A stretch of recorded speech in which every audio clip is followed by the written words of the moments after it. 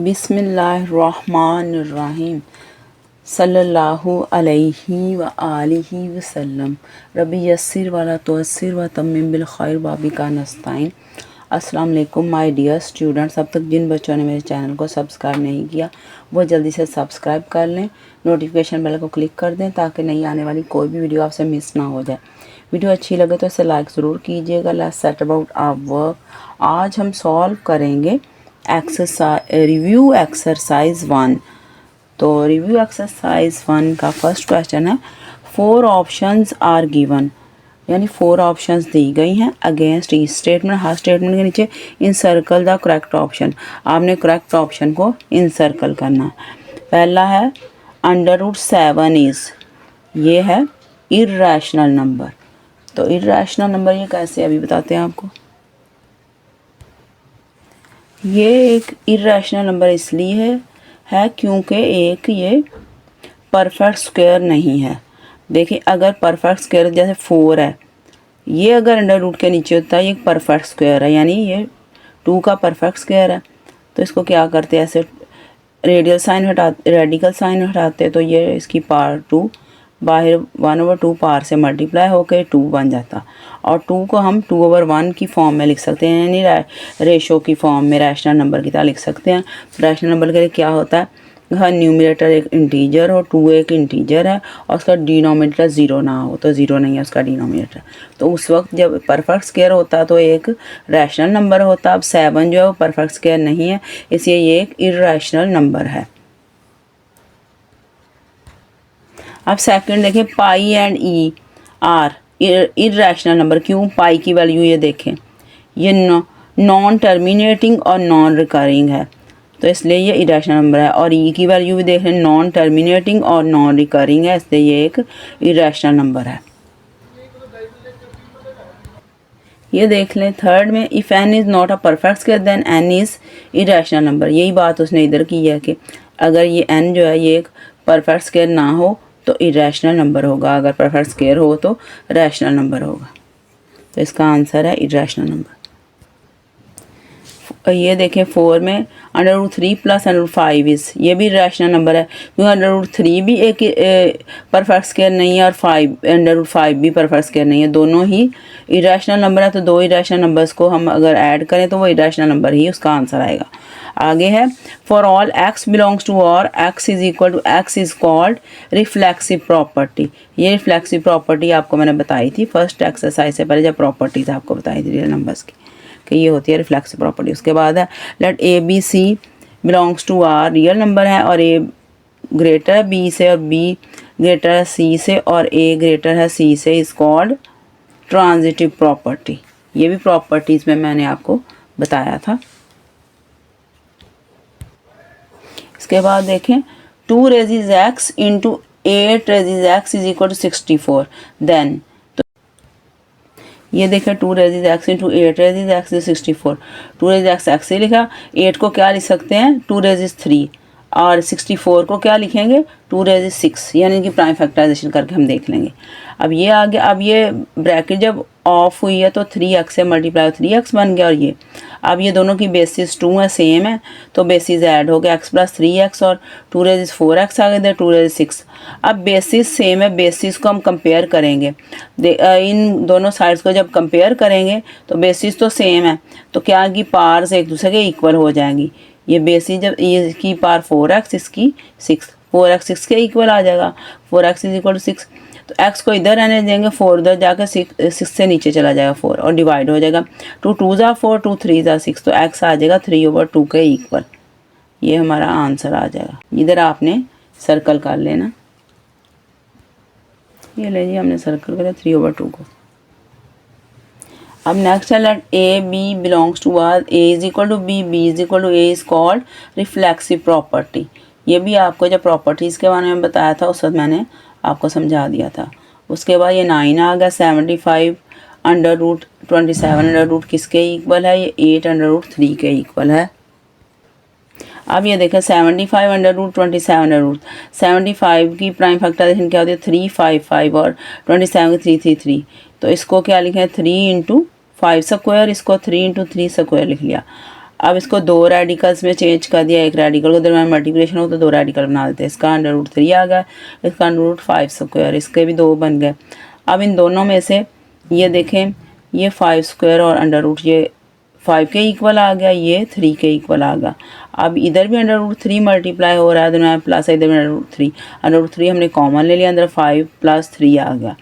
5 + 3 क्या होता है, 8 होता है। अब 8 इससे मल्टीप्लाई हो रहा था, 8 जो मल्टीप्लाई हो रहा हो किसी रेडिकल के साथ तो उसको शुरू में लिख देते हैं, 8 को शुरू में दिया, अंडर√3 बाद में आ गया, तो हमारा आंसर आ गया 8 अंडर√3।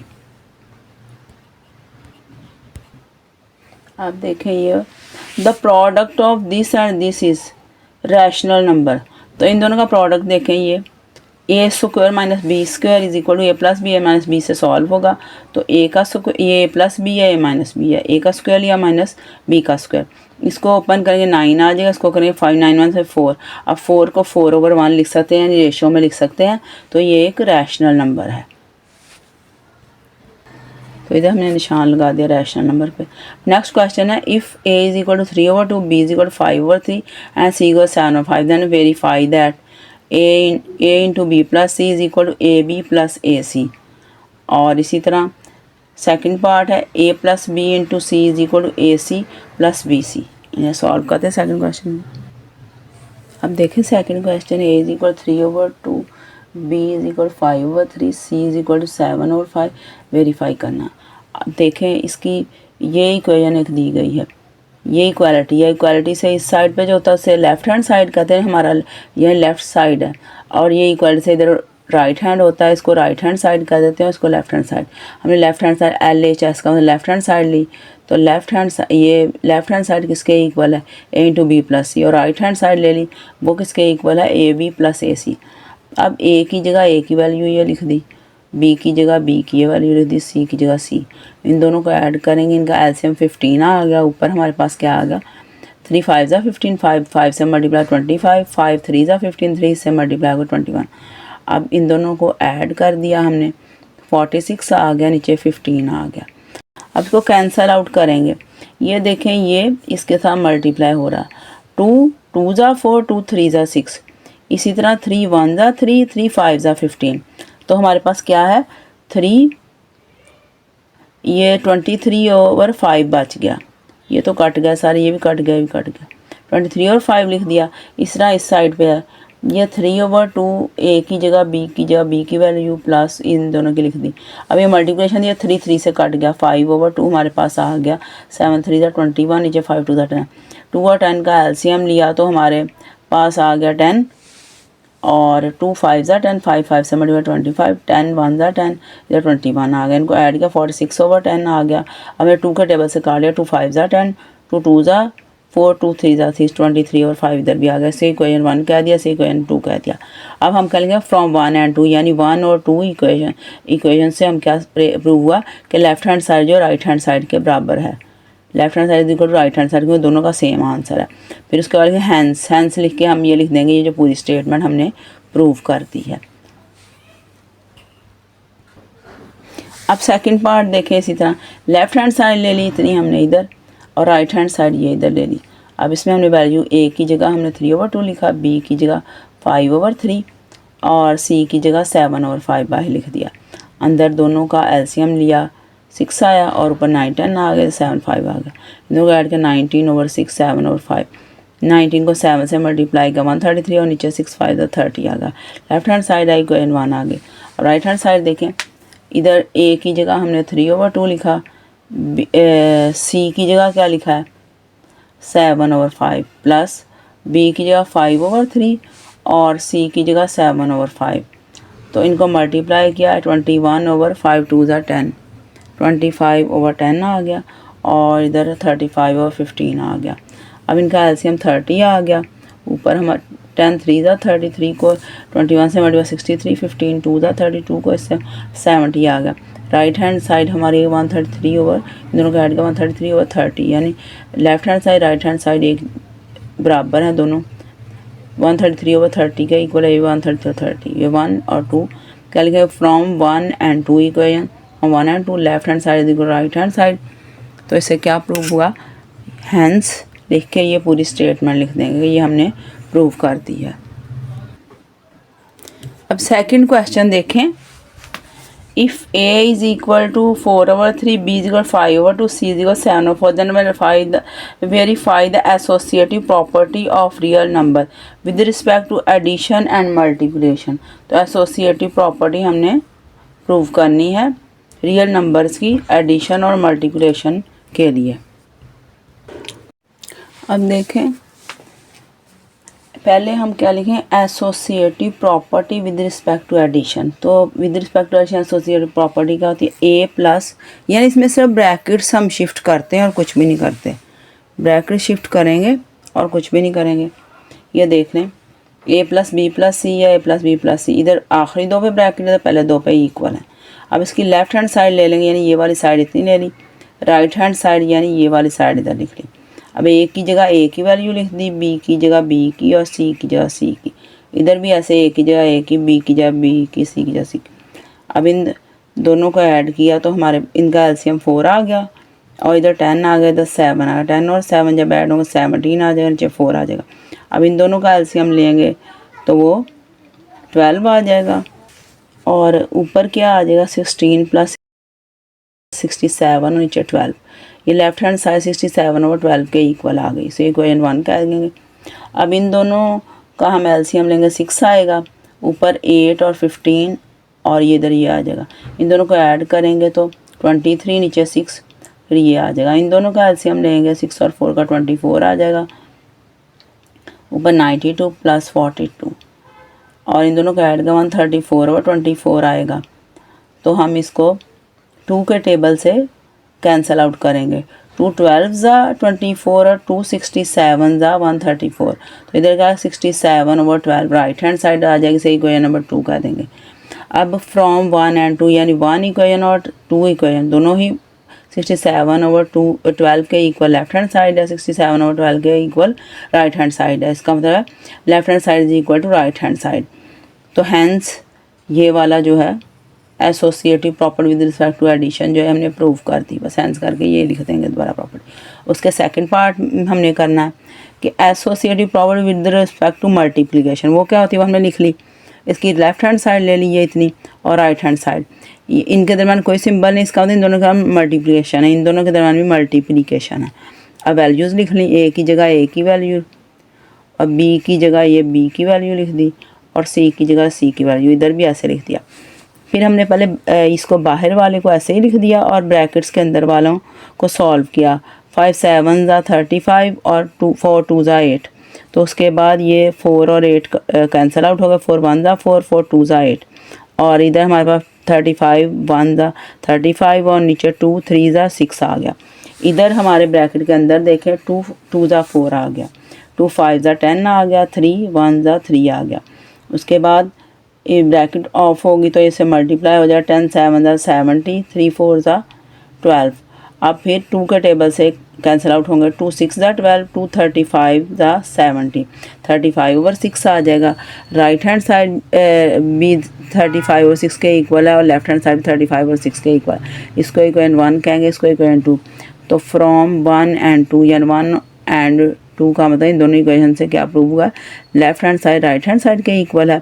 हैंस ये जो हमारी प्रॉपर्टी थी associative property with respect to multiplication ये भी प्रूव हो गई। अब 4 क्वेश्चन देखें, is 0 a rational number explain. क्या 0 रैशनल नंबर है, एक्सप्लेन करें। 0 कैन बी रिटर्न एज 0/1, 0 को लिख सकते हैं 0/1, वेयर 0 1 बिलोंग्स टू z, यानी 0 और 1 दोनों इंटीजर्स हैं और इसका डिनोमिनेटर जो है वो 0 के इक्वल नहीं है। Therefore 0 is a rational number. Rational number के लिए क्या कंडीशन होती है कि न्यूमिनेटर और डिनोमिनेटर दोनों इंटीजर्स हों। तो 0 और 1 दोनों इंटीजर्स हैं, z सेट को बिलोंग करते हैं और डिनोमिनेटर 0 ना हो और डिनोमिनेटर इसका 0 नहीं है, ये 1 है, तो इसलिए 0 रैशनल नंबर है। अब इसके बाद है 5 question, state trichotomy property of real numbers. Trichotomy property आपने लिखनी है। फॉर ऑल, इसको पढ़ते हैं for all, a b belongs to और, यानी ए बी रियल नंबर है, इधर ए बी के इक्वल होगा और a is greater than b और a is less than b. या तो दो नंबर जो हैं उनमें वो बराबर होंगे, या एक छोटा, ये पहले वाला दूसरे से बड़ा हो सकता है, पहले वाला दूसरे से छोटा। ये है ट्रिकोटोमी प्रॉपर्टी, यानी 3 तरह की इसमें चीज़ें हैं। आगे 6 question, find 2 rational numbers between 4 and 5। 4 और 5 के दरमियान 2 रैशनल नंबर हमने फाइंड आउट करने हैं। रैशनल नंबर मालूम करने के लिए हम मीन ले लेंगे 4 और 5 का। मीन का मतलब दोनों ऐड करके 2 से डिवाइड कर देंगे, 9/2 आ जाएगा। ये रैशनल नंबर ये आ जाएगा। फिर उसके बाद इस रैशनल नंबर को हम लेके इन दोनों में से किसी एक के साथ मीन ले लेंगे। हम 5 के साथ मीन ले लेते हैं, या तो बाहर 1/2 ब्रैकेट लगा कर लेते हैं या नीचे लिखते हैं, एक ही बात है। अब ऊपर वाले को सॉल्व किया तो इन दोनों का एलसीएम 2 आ गया, ऊपर 9 + 10 आ गया, नीचे डिनोमिनेटर में 2। फिर 19/2/2, इसको 19/2 लिखेंगे। ये डिनोमिनेटर वाला जो है 2 है, यानी 2 का मतलब 2/1 है ये, तो ये उधर जाके इधर डिवाइड हो रहा है, मल्टीप्लिकेशन में चेंज करेंगे 1/2 बन जाएगा। और हमारे पास आ जाए 19/4, यानी 2 rational numbers between 4 and 5 are कौन कौन से, एक 9/2 है और एक 19/4 है। अब 7 क्वेश्चन है, सिंप्लीफाई द फॉलोइंग। ये 3 पार्ट्स हैं, 1 2 3, इन्हें हम बारी बारी सॉल्व करते हैं।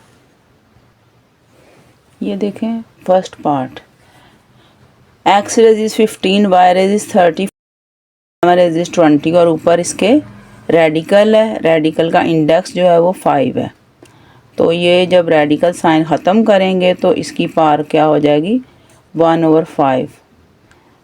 तो x रेजिस 15, y रेजिस 35 ओवर 7 रेजिस 20 और पार होल पार जो है वो 1/5 है। अब देखें ये अगर होल की पार 1/5 है तो न्यूमरेटर की पार भी यही हो जाएगी, ब्रैकेट ख़त्म करेंगे और डिनोमिनेटर की भी यही पार हो जाएगी। नेक्स्ट जो इसका पार्ट है वो मैंने आगे कर दिया। अब इसके बाद देखें क्या किया है, ये पार पूरे न्यूमरेटर की है ना, तो इसकी पार भी ये हो जाएगी। दरम्यान में मल्टीप्लिकेशन है, इन दोनों के हम मल्टीप्लिकेशन डाल दी, डॉट का अंदर मल्टीप्लिकेशन होगा, फिर इसकी भी यही पार बन गई। और डिनोमिनेटर में देखें ये ब्रैकेट ख़त्म होगी, बाहर वाली पार अंदर वाली पार से मल्टीप्लाई हो जाएगी और 5 4 20 आ जाएगा हमारे पास। अब ये 5 4 20 और z की पार क्या हो जाएगी, 4 बच जाएगी। अब ऊपर देखें ये ब्रैकेट हम ऑफ करेंगे तो ये अंदर वाली पार बाहर मल्टीप्लाई होगी, इसकी भी ऐसे ही हमने कर दी मल्टीप्लाई। अब 5 3 15, इधर 5 7 35, तो x की पार 3 हो गई, y की पार 7 और नीचे z की पार 4 हो गई। तो ये आंसर आ गया। अगले स्टेप में ये मल्टीप्लिकेशन ना लिखें, डॉट मिटा दें फिर भी ठीक है, ऐसे भी लिख दें फिर भी ठीक है। x 3 y 7 और z 4, ये आंसर। अब नेक्स्ट पार्ट देखें, इसका ये भी रेडिकल है, इसका इंडेक्स 3 है और 27 की पावर 2x है। तो 27 की प्राइम फैक्टराइजेशन करेंगे तो 3 बार 3 आ रहा है, तो 3 रेजिस 3 को लिख लेंगे 27 का। अब ये वाली ब्रैकेट जब हम ऑफ करेंगे अंदर वाली पावर बाहर वाली पावर से मल्टीप्लाई हो जाएगी। ये क्या बन जाएगा, 3 2 6 6x बन जाएगी। रेडिकल ख़त्म करेंगे तो इसका इंडेक्स 3 है, तो इसकी पावर 1/3 बन जाएगी। अब ये ब्रैकेट ख़त्म करेंगे तो ये देखें ये 6x जो है ये इस 1/3 से मल्टीप्लाई हो जाएगा। 3 1 ज़ा 3, 3 2 ज़ा 6, तो 2x इधर आ जाएगा। इसकी पार ये से डिवाइड होगा 6x 3 से, तो इसकी पार क्या हो जाए 3 रेजिस 2x, ये आंसर आ जाएगा। अब नेक्स्ट क्वेश्चन देखें, 6 इंटू ये इधर मल्टीप्लिकेशन होगी, जहाँ कुछ भी ना सिंबल इसका तो वहाँ मल्टीप्लिकेशन है। मल्टीप्लिकेशन है, डॉट डाल देते हैं, मल्टीप्लिकेशन भी डाल देते हैं, ये आ गया। अब 6 लिखा, डॉट डाला।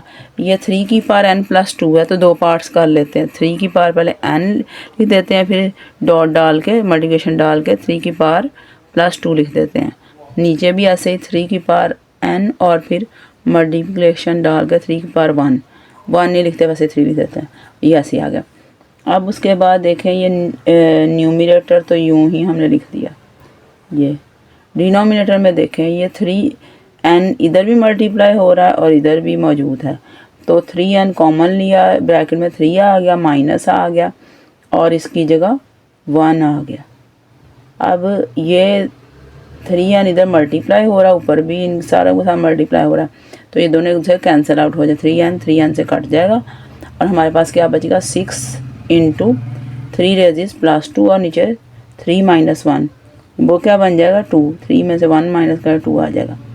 अब ये इधर ऊपर क्या 3 है, फिर मल्टीप्लिकेशन है, ये 3 की पावर प्लस 2 है, तो दोनों बेसिस 3 हैं, 3 एक बार लिखेंगे पावर्स ऐड हो जाए, इसकी 1 पावर थी, इसकी प्लस 2 थी, 1 प्लस 2 3 रेजिस 3, 3 रेजिस 3 का मतलब है 3 को आपस में 3 बार मल्टीप्लाई करेंगे, 3 बार मल्टीप्लाई करेंगे तो 27 हमारा आंसर आ जाएगा। अब 8th क्वेश्चन देखें, the sum of 3 consecutive odd integers is 51, 3 odd integers हैं, उनका सम 51 है, फाइंड 3 इंटीजर्स, तीनों इंटीजर्स मालूम करें। ऑड इंटीजर्स कैसे होते हैं 1 3 5, लेट 3 कंसेक्टिव ऑड इंटीजर्स जो हैं वो हमने सपोज किए हैं, एक्स होगा पहला, दूसरा एक्स प्लस 2 होगा, तीसरा एक्स प्लस 4, यानी पहला अगर x है तो अगला 2 ऐड करने से आएगा, उससे अगला 4 ऐड करने से आएगा, उससे अगला 6 ऐड करने से आएगा, इस तरह आते जाएंगे according to given condition. Given condition क्या है, क्वेश्चन में हमें दी गई है कि इन तीनों को ऐड करें तो हमारे पास 51 आता है, x लिखा उसमें ऐड ये वाला कर दिया हमने, फिर प्लस डाल के इसको ऐड किया और 51 के इक्वल आ गए। अब x 3 बार x है, 3x लिख दिया, 2 और 4 जो है 6 बन गए। अब 3x इधर ही रहा, 6 उधर जाए -6 हो गया, 3x इक्वल टू 45, x इधर रहेगा, 3 उधर जाए डिवाइड हो जाएगा, 3 15 ज़ा 45, तो x इज इक्वल 15 और 3 इंटीजर्स कौन से, x plus 2 x plus 4, x या 15 आ गया, x प्लस 2 का मतलब 15 प्लस 2 और x प्लस 4 का 15 प्लस 4, ये 15 है, 15 और 2 17 और 15 और 4 19, ये आंसर आ गया।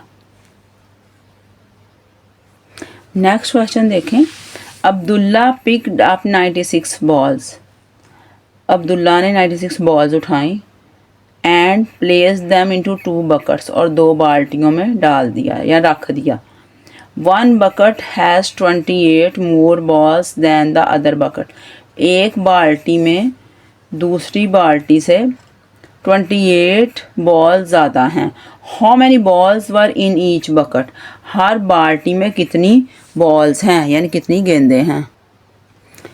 1 बकेट हैज़, 1 बकेट में है सपोज कर लें x बॉल्स, तो सेकंड बकेट हैज़, सेकंड उसने कहा दूसरी जो बाल्टी है उसमें 28 ज़्यादा है, तो उसमें क्या लिखें x प्लस 28 बॉल्स। अब टोटल बॉल्स जो है 96 हैं, तो टोटल बॉल्स कौन कौन, टोटल बॉल्स में कौन सी x आ जाएंगे, x प्लस 28, टोटल बॉल्स की जगह हमने इन दोनों को ऐड कर दिया, x प्लस 28, यानी ये वाली भी और ये वाली सारी ऐड कर दी, किसके इक्वल आ गई 96 के।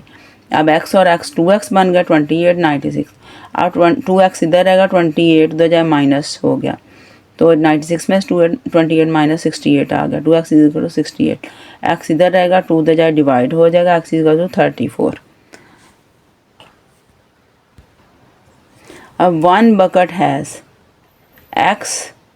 x किसके इक्वल 34 के, 34 ball, second bucket has x plus 28, तो x की जगह 34 लिखेंगे, 28 62 बॉल्स।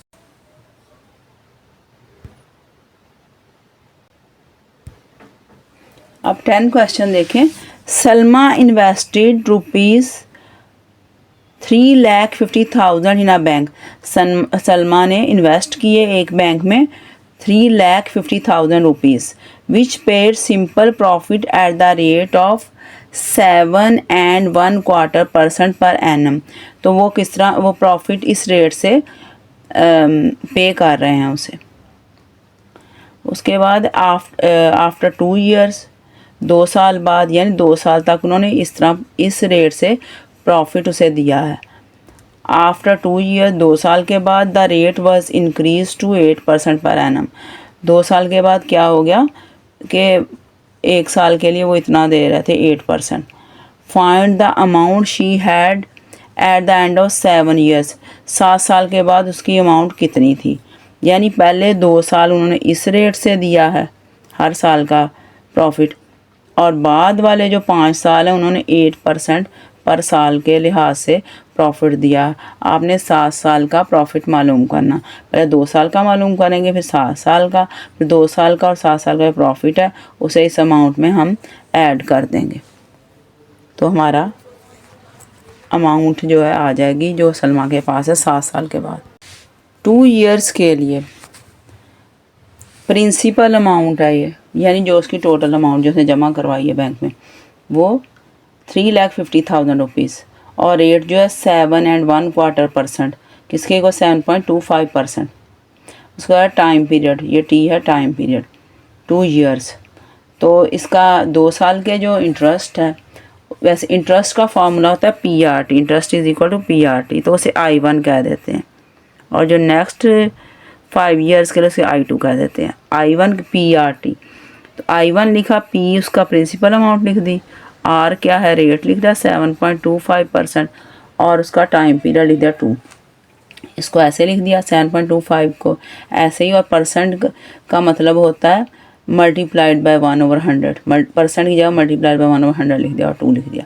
अब इन सारों को मल्टीप्लाई करेंगे तो हमारे पास आ जाएगा ₹50750, ये हमारा आ गया। और फॉर 5 ईयर्स, अब 5 ईयर्स के लिए क्या होगा, प्रिंसिपल अमाउंट वही होगी, रेट उसका चेंज हो जाएगा 8% और टाइम पीरियड हो जाएगा 5 ईयर्स। फिर वही फार्मूला I2 इसे लिख देंगे, PRT is equal to P लिखा, R लिखा ये और T लिख दिया, इनको मल्टीप्लाई कर दिया, P ये आ गया, R ये आ गया, और इस परसेंटेज की जगह मल्टीप्लाइड बाय 1/100 आ गया, 5 आ गया।